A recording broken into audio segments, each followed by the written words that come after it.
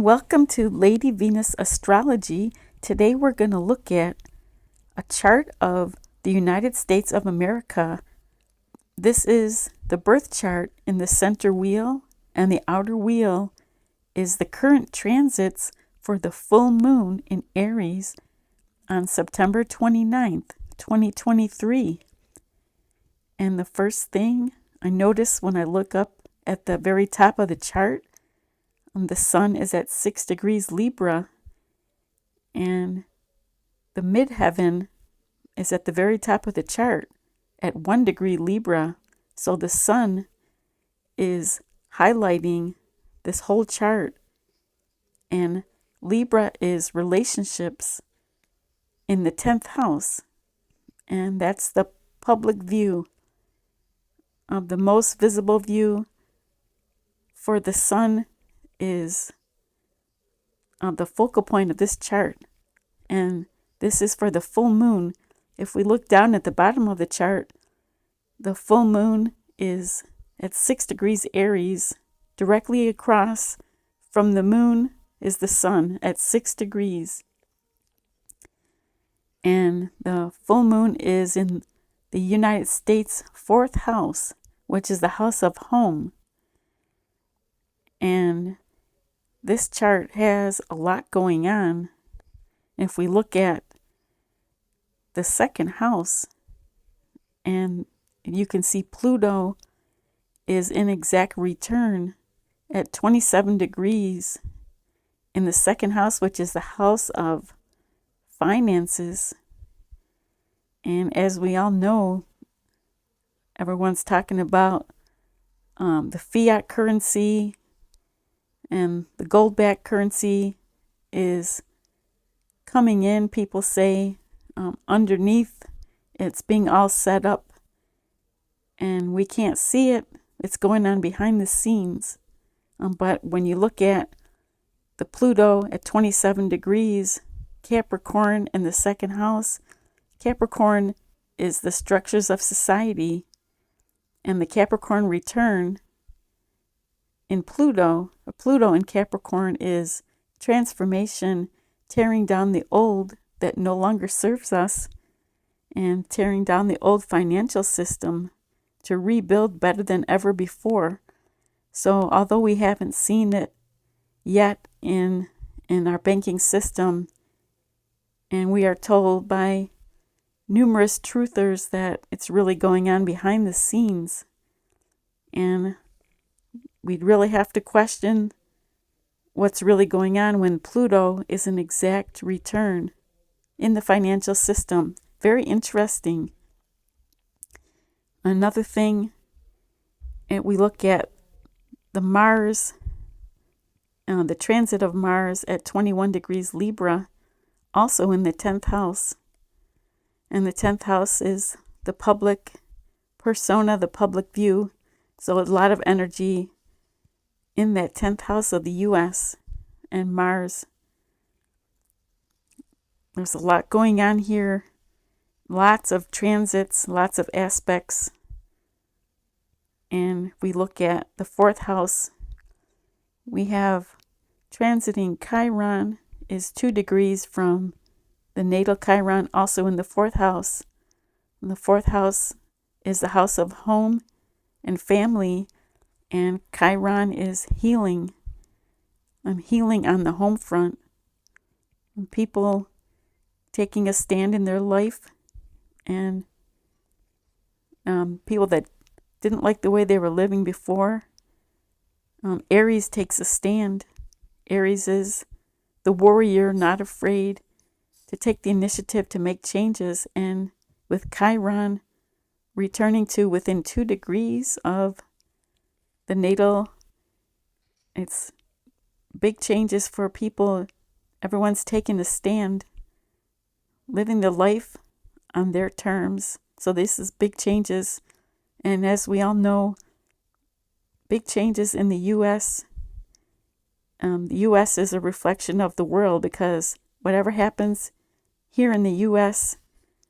Won't be long before it happens across the world, if it already hasn't happened in other places. We look directly across from Chiron in the 4th house. If we look up to the 10th house, Saturn is at 14 degrees Libra. And that's a opposition to Chiron, although not exact, but it's within 4 to 6 degrees of opposition. And Saturn is also the structures of society in the 10th house, and Saturn rules the 10th house. So Saturn is the structures that are currently in place, and the Chiron is opposing that. So the structures in place are up for healing and renewal and initiative to make changes. And that is very profound to look at. There's so many oppositions in this chart. And if you look at the very top of the chart, you've got Mercury in Virgo in the 9th house, conjunct the natal Neptune at 22 degrees. And Mercury is communication. And Neptune is what's hidden. And when Neptune is conjuncted by Mercury, that's communication on what's hidden, bringing spirituality at the top of the chart. So it's communication about anything 9th house is religion, spirituality, and things that are becoming mainstream in the society now, where it used to be only just the known and material world. But with Mercury conjunct Neptune, it's all about communication on people having new views and about philosophy, religion, spirituality. And that's also at the top of the chart, which is a focal point of this theme of the full moon. And this is going to be very exciting in the next month, because we have an eclipse coming up at October 14th. And it's a new moon eclipse, October 14th, and then a full moon eclipse in Scorpio on October 28th. Also, if we look at in the 3rd house, the transiting Neptune is at 25 degrees Pisces, and that's in opposition to the natal Neptune at 22 degrees. So it's within 3 degrees of an opposition. And with Neptune, there can be confusion. And Neptune is ruled by Pisces. And Pisces is 2 fish swimming in opposite directions. So what could look like confusion could actually be confusing at first, but it usually leads to clarity. And so there's a lot of things being revealed. Things that were once hidden are now being revealed. And the 3rd house rules communication. And so communication on what was hidden is now coming to light. And that's very powerful for a full moon. And that's common for a full moon to have the hidden come to light. And usually during a full moon, there's big news revealed, unexpected big news. So watch for the news to see. This is such an exciting time to see what will be reported in the news. What does the full moon in Aries mean for us personally? Well, the moon in Aries signifies taking a stand, taking the initiative, going for what you want, courage, bravery, taking charge of your life.